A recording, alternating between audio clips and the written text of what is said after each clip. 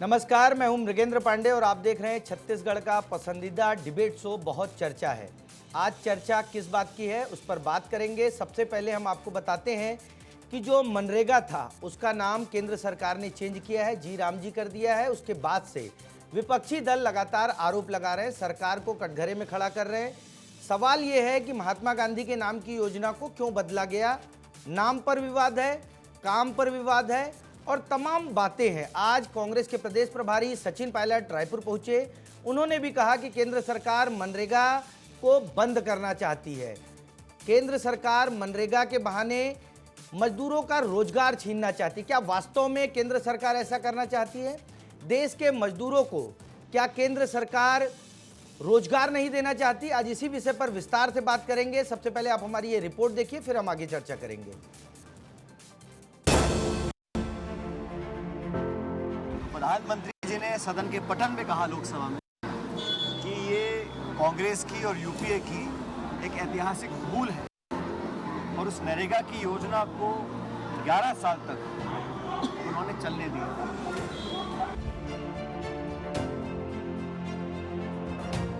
देखिए, कांग्रेस इसमें भ्रम फैलाने की कोशिश कर रही है। और आश्चर्य की बात है, कुछ दिन पहले ना सिर्फ उस योजना का नाम बदला, लेकिन एक तरह से उस योजना को समाप्त करने की ओर उन्होंने कदम बढ़ाए।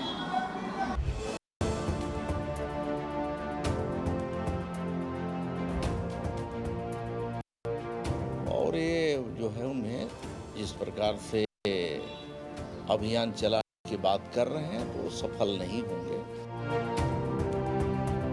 हम लोगों ने चर्चा करी दिल्ली में और देश भर से न सिर्फ कांग्रेस के लोग लेकिन ग्रामीण अंचल में रहने वाले लोग जिनको प्रत्येक परिवार 100 दिन के रोजगार की गारंटी संविधान में दी थी, उसको खत्म करने के जो काम सरकार ने किया है उसका हम लोग पूरे देश भर में विरोध कर रहे हैं।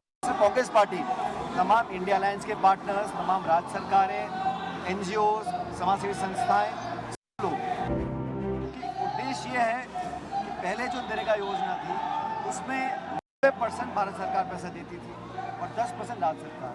अब वो रेशो बदल के कर दिया है 60-40। और एक बहुत बड़ा एक कार्य योजना लेकर के सरकार ये काम करने वाली है। हम पूरी प्रदेश और देश के हित में ये जो हमारा नया लाया है उससे बहुत कुछ फायदा हमारे श्रमिक वर्ग को, गरीब तबके को, और जो काम नहीं हो पाते थे उस काम को भी उसमें शामिल किया गया है। तो आपने सुना कांग्रेस के प्रदेश प्रभारी सचिन पायलट का बयान और छत्तीसगढ़ के कृषि मंत्री रामविचार नेताम का। दोनों नेता, दोनों पार्टी अपने अपने पक्ष रख रही है, अपनी अपनी बातें कर रही है। आज इसी विषय पे चर्चा करेंगे। हमारे साथ भाजपा का पक्ष रखने के लिए प्रदेश प्रवक्ता के.एस. चौहान जी हैं, कांग्रेस का पक्ष रखने के लिए वरिष्ठ प्रवक्ता धनंजय सिंह ठाकुर जी हैं। आप दोनों का बहुत बहुत स्वागत है। चर्चा की शुरुआत के.एस. चौहान जी से करूंगा क्योंकि एक्ट में बदलाव केंद्र सरकार ने किया है, केंद्र में भाजपा की सरकार है और बीजेपी लगातार ये कह रही है कि जो एक्ट में बदलाव किया गया वो मजदूरों के पक्ष में है। चौहान जी, आप कैसे बताएंगे लोगों को कि ये जो एक्ट में बदलाव किया गया वो मजदूरों के पक्ष में है? बहुत अच्छी बात है पांडे जी। भय, भ्रम और भ्रष्टाचार की राजनीति जिस हिसाब से कांग्रेस कर रही है उसके हिसाब से ये सभी चीज़ें आपके प्रसिद्ध के चैनल के थ्रू हमारे दर्शकों को जरूर मिलनी चाहिए। मैं हमारे साथी प्रवक्ता, कांग्रेस के प्रवक्ता से ये भी पूछना चाहूँगा कि आप मुझे सिर्फ ये बता दें कि जो मनरेगा में चल रहा था उससे कम काम हो रहा है क्या? क्योंकि नाम से राजनीति करने वाली कांग्रेस काम से कभी राजनीति नहीं कर सकती। आप बिल्कुल ढिंढोरा पीटिए, आप भ्रम फैलाइए, लेकिन जो काम हो रहा है, जो एक्ट में लिखा है, वो तो मजदूरों के, देश के, प्रदेश के हित में हो रहा है और ज़्यादा से ज़्यादा जो मजदूरों को और ग्रामीणों को जो रोजगार देना है उसमें भी कदम बढ़ाया जा रहा है। मेन बात यह है कि महात्मा गांधी जी के नाम पे राजनीति नहीं करती बीजेपी। महात्मा गांधी के विचारों को अनुसरण करती है, महात्मा गांधी जी के जो उद्देश्य थे उनका अनुसरण करती है। जैसे स्वच्छ भारत, वैसे ही मनरेगा भी। तो महात्मा गांधी जी ने क्या बोला था कि अंत्योदय तक सभी चीज़ें पहुंचनी चाहिए। जब गांव डेवलप होगा और वहाँ के लोग डेवलप होंगे तब हम मानेंगे कि हमारा भारत डेवलप हो रहा है। सबसे मेन बात यह है पांडे जी कि इसमें मैं कुछ बातें रखता हूँ जो मनरेगा में पहले नहीं थी और अभी हैं।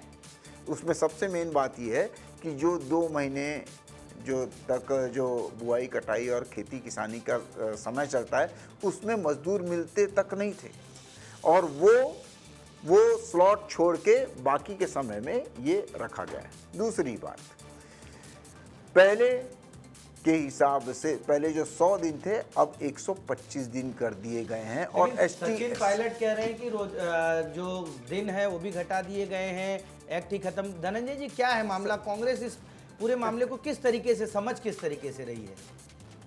देखिए मृगेन जी, मैं आपके चैनल में एक दावा कर रहा हूँ, जिस प्रकार से 3 काला कानून लाया गया था किसानों के खिलाफ, किसान देश भर में आंदोलन किए।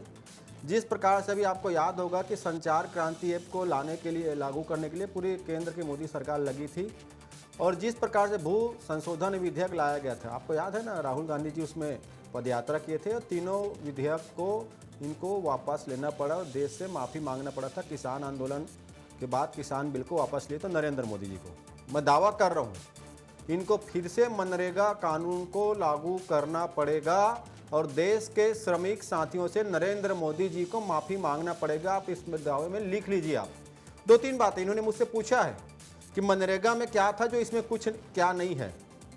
ये कह रहे हैं कि हम महात्मा गांधी जी के नाम से राजनीति करते हैं।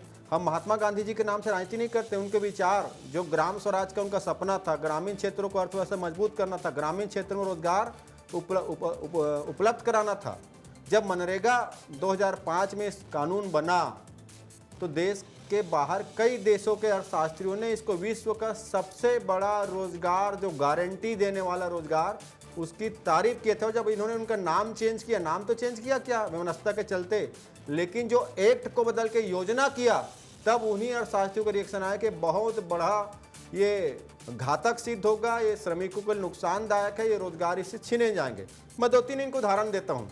ये कह रहे थे कि मनरेगा में कोई काम नहीं होता था। 11 साल हो गए नरेंद्र मोदी जी को प्रधानमंत्री बने और पहले दिन नहीं, लेकिन धनंजय जी 100 की जगह 120 दिन किया, 125 दिन किया, 25 दिन का रोजगार बढ़ा। दूसरा जो संशोधन हुआ है उसमें ये है कि 2 महीने जो खेती का समय होता है, आमतौर पे मजदूर नहीं मिलते हैं, तो उस दौरान ये ब्रेक रहेगा। तो इसमें गड़बड़ क्या है? आप लोग को क्या गड़बड़ लगती है? मुझे अवसर देंगे बोलने का, मैं वहीं पे जा रहा था आपके सवाल का। ये 125 दिन रोजगार देने का दावा उसी तरह है जैसे मोदी जी ने पूरे देश के युवाओं से कहा था कि 2 करोड़ रोजगार हर साल देंगे। आज 11 साल में रोजगार नाम की चीज नहीं है। इसका कारण बताऊंगा मैं और तथ्यों के साथ बताऊंगा।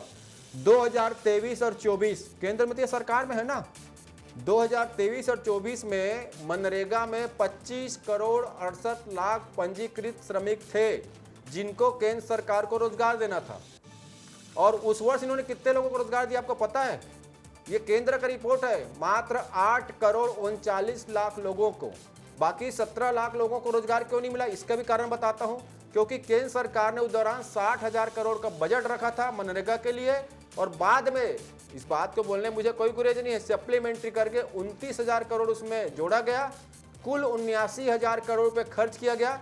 जब आप समझ सकते हैं कि 8 करोड़ लोगों के रोजगार देने में 79,000 करोड़ खर्च हो रहा है, तो 25 करोड़ लोगों को काम देने के लिए 100 दिन का कम से कम 2.5 लाख करोड़ का बजट होना चाहिए।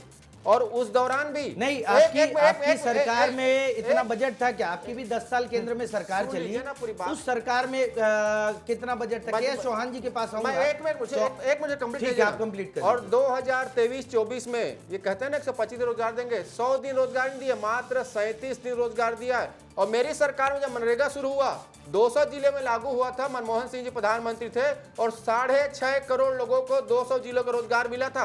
आज कितना दे रहा है? 8 करोड़ 39 लाख। इनकी मंशा साफ से समझ में आ रहा है। दोनों पर बात कर लेते हैं। केंद्र सरकार ने बजट कम किया, धनंजय जी का कहना है। दूसरा, रोजगार के दिन घटे हैं।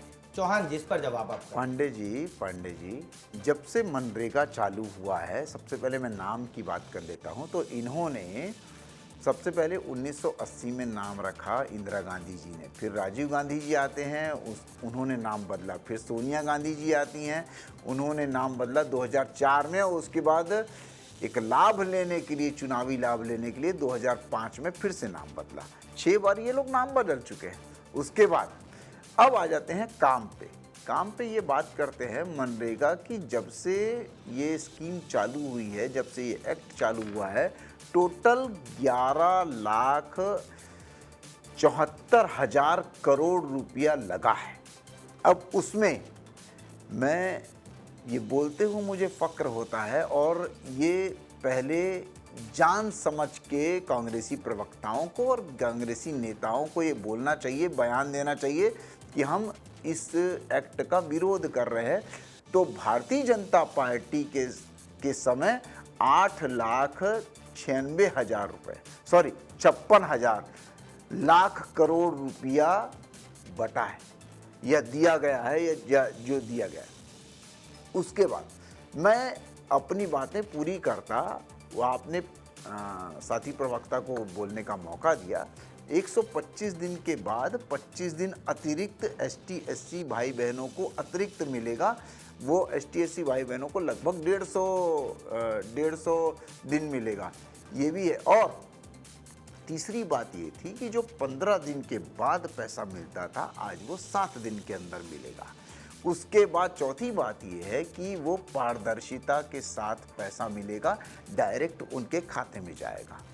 पांचवी बात ये थी कि AI से मॉनिटरिंग की जाएगी, और जो बंदरबाट किया जाता था वो भी नहीं होगा। ये 5 फायदे हैं, और भी अनगिनत फायदे हैं, लेकिन ये 5 फायदे हैं। आप मेरे को 3 ऐसी घाटे बता दीजिए कि जो मनरेगा में थे और अभी नहीं है, जो, और उसके बाद और परिस्थितियों के हिसाब से, पांडे जी, परिस्थितियों के हिसाब से जो 2005 में परिस्थिति थी, आज ग्रामीण अर्थव्यवस्था में और ग्रामीणों में ऐसी परिस्थितियां नहीं है। 2025 में बहुत सारी परिस्थितियां बदल चुकी हैं। जी ठीक है धनंजय जी, 3 घाटे बता दीजिए, और परिस्थितियों का जिक्र किया है चौहान जी ने, तो उस पर भी बता दीजिए, क्या परिस्थितियां बहुत खराब अभी भी हैं, इतने साल से मनरेगा चल रहा है? तो देखिए, इसे 3 जो बोले हैं उनका नुकसान बताता हूँ। पहला नुकसान, मनरेगा एक कानून था जिसे बदलकर योजना कर दिया गया। मनरेगा कानून के तहत गांव का कोई भी श्रमिक अपनी सरकार से रोजगार नहीं मिलने पर क्लेम कर सकता था। ये एक्ट था, अब योजना है, और तो केंद्र सरकार कर रही है, वो तय करेंगे कहाँ काम मिलना है, कहाँ काम नहीं मिलना है। दूसरी चीज, मनरेगा में क्या काम होगा, पहले पंचायतों को तय करने का अधिकार था, अब पंचायत को कोई अधिकार नहीं है। एक भारत सरकार तय करेगी, राज्य सरकार तय करेगी वहाँ काम होना है कि नहीं होना है। तीसरी बड़ी बात, मैंने कहा ना, मनरेगा जो 100 दिन के रोजगार के लिए हमारी सरकार ने बनाया था, जिसमें शुरुआती दौर में 200 जिले में लागू हुआ तो 6 करोड़ 3 लाख से अधिक लोगों को रोजगार मिला था। और आज केंद्र से नरेंद्र मोदी जी की सरकार है, वो 23-24 का ही आंकड़ा आपको बता रहा हूँ। 23-24 में 8 करोड़ 32 लाख लोगों को रोजगार मिला, 17 लाख श्रमिकों को रोजगार नहीं मिला। और 24-25 में 8 करोड़ 3 लाख लोगों को रोजगार मिला, और 17 लाख लोगों को फिर रोजगार नहीं मिला। और इसमें सबसे बड़ा जो नुकसान होगा, श्रमिक भाइयों को हमारा होगा, जिनको घर के सामने रोजगार मिलता था, उनके इच्छा मुताबिक रोजगार मिलता था। वे कह रहे हैं ना 2 महीना हम रोजगार नहीं देंगे। क्यों रोजगार नहीं देंगे भाई? ये एक्ट है, वो श्रमिक तय करेगा। उसमें उसको खेत में काम करना है, उसको विकास कार्य में काम तय करना है, उसको डेवलपमेंट में काम करना है, तो श्रमिक तय करेंगे ना। मोदी जी थोड़ी तय करेंगे कौन सा श्रमिक कहाँ काम करेंगे। असल में धनंजय जी, लेकिन आप देखिए कि भारत कृषि प्रधान देश है, उस हिसाब से पॉलिसी बनाई गई, खेती का महत्वपूर्ण काम 2 महीने में रहता है, उस दौरान रोजगार नहीं रहेगा। तो इसमें मुझे लगता है, क्यों नहीं रहेगा? मैं तो पूछ रहा हूँ ना, ये तो श्रमिक तय करेगा ना कि उसको खेती में काम करना है, कि विकास कार्य के लिए काम करना है, कि अन्य काम करना है। ये क्या भारतीय जनता पार्टी की सरकार तय करेगी कि नहीं आपको खेती में काम करना, नहीं आपको उद्योगपति का काम करना, नहीं आपको रोजगार नहीं दिया जाएगा? ये तो उसके साथ अन्याय हुआ ना। ठीक है चौहान जी, अन्याय हो रहा है मजदूरों के साथ इस 2 महीने में, उस पर स्पष्टीकरण। पांडे जी, इनकी अन्याय की परिभाषा है कि ये 3,21,000 करोड़ रुपए का काम देते हैं पूरा मनरेगा में, और हम देते हैं 8,53,000 का। ये इन लोगों की न्याय 8,53,000 लाख करोड़ का, ये इन लोग की अन्याय की परिभाषा है।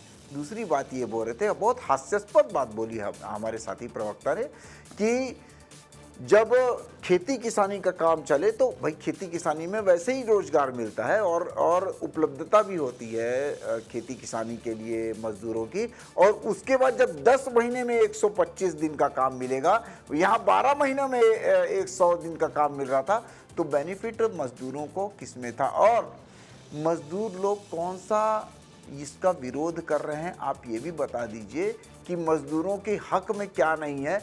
तीसरी बात यह है कि एक बंद कमरे में इसका नाम नहीं बदला गया है, और एक बंद कमरे में इस योजना को क्रियान्वित नहीं किया गया है। बहुत सारे सर्वे, बहुत सारी परिस्थितियां देख के ये काम जो उसके अंदर होना है वो हमारा मेन ध्येय है। चौहान जी, एक्ट और योजना बहुत टेक्निकल चीज है, ये भी समझने की बात है। एक्ट में आपको रोजगार देना है, उसके लिए प्रतिबद्ध होना पड़ता है, और योजना में नहीं। कांग्रेस का भी यही आरोप है कि एक्ट को बदलकर योजना कर दिया गया। उसके पीछे क्या मंशा है? क्योंकि देखिए, एक्ट तो फूड सेफ्टी एक्ट कांग्रेस कहती लाए, मनरेगा लाए, तमाम एक्ट, आरटीआई एक्ट की बात है, तो इसको योजना करने के पीछे क्या तर्क है?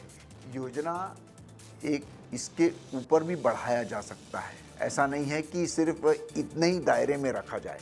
योजना में हम 125 दिन से ऊपर भी काम लिया जा सकता है, और उसके बाद उसमें बदलाव भी किए जा सकते हैं। उसमें ये नहीं है कि एक पर्टिकुलर ही काम करवाया जाए। अभी जो परिस्थितियों के हिसाब से जो ग्रामीण क्षेत्रों में, ग्रामीण अंचलों में काम करवाना है, उसको भी किया जा सकता है। योजना एक हक होता है, हक होता है। ये सिर्फ एक्ट एक कानून होता है, लेकिन योजना जो होती है वो हक होता है, उसको बढ़ाया भी जा सकता है। ये फिर से मैंने बोल रहा हूँ कि ये सभी जो चीज़ें की गई हैं, ये सभी जो चीज़ें की गई हैं वो किस तहत की गई हैं कि एक सर्वे के हिसाब से की गई है। तीसरी बात, क्या इन्होंने कई एक्ट को योजनाओं में बदला नहीं है? क्या इन्होंने लगभग 600 नाम नहीं बदले थे?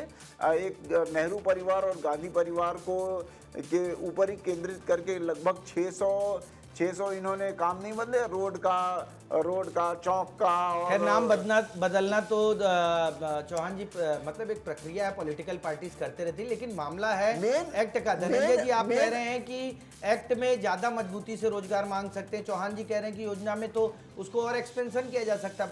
वास्तविकता क्या है, क्या लग रहा है आपको? एक्ट आपका कानूनी अधिकार है, इसको सरकार भी नहीं रोक सकती। योजना सरकार के मन मुताबिक चलेगा। उसको अगर किसी गांव में योजना लागू नहीं करना है, वो नहीं लागू करेगा, लेकिन एक्ट में उस योजना को उस गांव में इनको लागू करना पड़ेगा, पहली बात। दूसरी बात, मनरेगा के तहत जो पंजीकृत श्रमिक भाई होते हैं ना, आपको बता देता हूँ मृगेन जी, उस मनरेगा के तहत 450 प्रकार के काम होते हैं जो पंजीकृत उसमें श्रमिक भाइयों को सुविधा मिलती है। पहला, अगर श्रमिक भाई चाहता है कि जो पंजीकृत है खेती सुधार हो, तो मनरेगा के माध्यम से उसके खेती की सुधार होती है। अगर श्रमिक भाई जो पंजीकृत चाहता है कि उसके लिए छोटा सा मुर्गी फार्म बना दिया जाए, तो मनरेगा के तहत बनता है।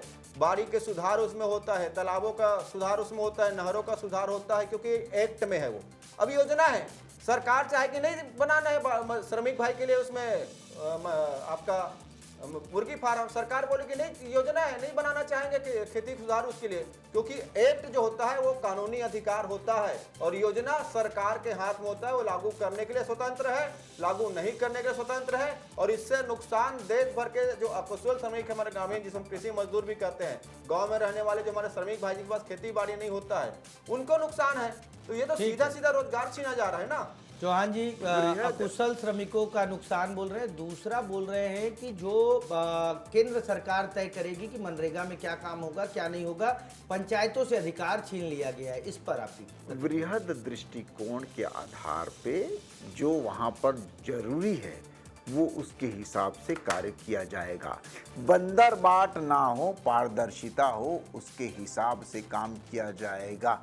और मजदूर के हक में जो काम हो और उस क्षेत्र के काम हक में जो काम हो वो किया जाएगा। ये तीनों इस योजना की आधारशिला है। ये तीनों चीज़ें, एक तो मजदूर लोगों का विकास हो, दूसरा उस क्षेत्र का विकास हो, तीसरा पारदर्शिता हो। अभी आप मेरे को ये बता दीजिए, इनकी पेट में इसलिए पीड़ा हो रही है कि 100 दिन का काम 125 से 150 दिन कर दिया गया है। ये क्या विरोध करेंगे? क्या बोलेंगे कि नहीं ऐसा नहीं होना चाहिए था? ये क्या बोलेंगे कि 15 दिन के बाद ही उनको पेमेंट होनी चाहिए, 7 दिन में होनी नहीं चाहिए थी? ये क्या बोलेंगे कि 2 महीने मजदूर नहीं मिलने चाहिए थे? और ये क्या बोलेंगे कि पारदर्शिता नहीं होनी चाहिए थी? ये क्या बोलेंगे कि मॉनिटरिंग नहीं होनी चाहिए थी? पारदर्शिता की बात किया इन्होंने, पेमेंट की बात किया। वास्तव में मनरेगा में बहुत सी जगहों पे भ्रष्टाचार भी आया है, तो क्या इस जो नया कानून आया है उसमें पारदर्शिता रहेगी? चौहान जी कह रहे हैं पारदर्शिता के लिए भी बदलाव किया गया है।